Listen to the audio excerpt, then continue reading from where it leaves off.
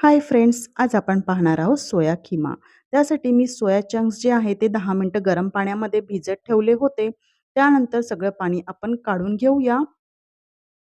कढईमध्ये 2 मोठे चमचे तेल ॲड केलेलं आहे. तेल व्यवस्थित गरम झाल्यानंतर यामध्ये एक तेजपान टाकलेलं आहे. तुम्ही बाकी मसालेसुद्धा यामध्ये ॲड करू शकता. त्यानंतर एक मोठा कांदा बारीक चिरलेला, 3 ते 4 लसूण पाकळ्या किसणीवर किसून घेतलेलं आहे. तुम्ही आलं लसूण पेस्टसुद्धा वापरू शकता. कांदा गोल्डन ब्राउन कलर येईपर्यंत आपल्याला परतून घ्यायचा आहे. तुम्ही बघू शकता कांदा व्यवस्थित परतल्यानंतर यामध्ये एक मोठा टोमॅटो बारीक चिरलेला घातलेला आहे. टोमॅटो लवकर सॉफ्ट होण्यासाठी यावर थोडं मीठ घालून घेऊया.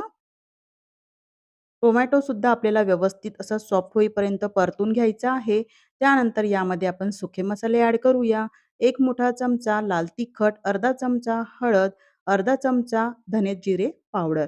तुम्ही लाल तिखट आपल्या आवडीनुसार कमी जास्ती करू शकता. मिनिटभर हे मसाले आपल्याला तेलावर परतून घ्यायचे आहे. म्हणजे आपली भाजीसुद्धा टेस्टी होते आणि मसाल्यांचा कलरसुद्धा छान येतो. त्यानंतर यामध्ये मी मटार टाकतीये. मटार हे फ्रोझन मटार आहे. तुम्ही फ्रेश मटार वापरत असाल तर ते थोडे शिजवून घ्यावेत किंवा यामध्ये टाकल्यानंतर थोडं वाफ येऊ द्यावी म्हणजे मटार आपले शिजले जातील. त्यानंतर आपण मिक्सरला जे बारीक केलेले आहे सोयाबीन वडी ते सुद्धा आपण याच्यामध्ये टाकून घेऊया. सोयाबीन वडी जी आहे मिक्सरला फिरवताना जाडसर फिरवावी, खूप बारीक पेस्ट करायची नाही. पाण्याचा वापर करायचा नाही जेव्हा आपण मिक्सरमध्ये बारीक करतो.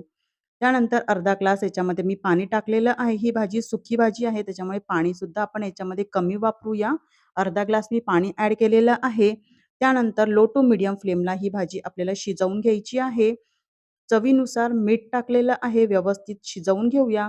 3 ते 4 मिनिटं ही भाजी शिजवल्यानंतर यामध्ये 1 चमचा गरम मसाला ॲड करूया.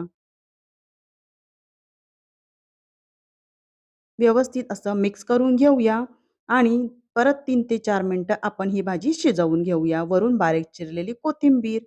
तुम्हाला जर रेसिपी आवडली असेल तर व्हिडिओला लाईक, शेअर, कमेंट करायला विसरू नका. पुन्हा भेटूया नवीन रेसिपीसोबत.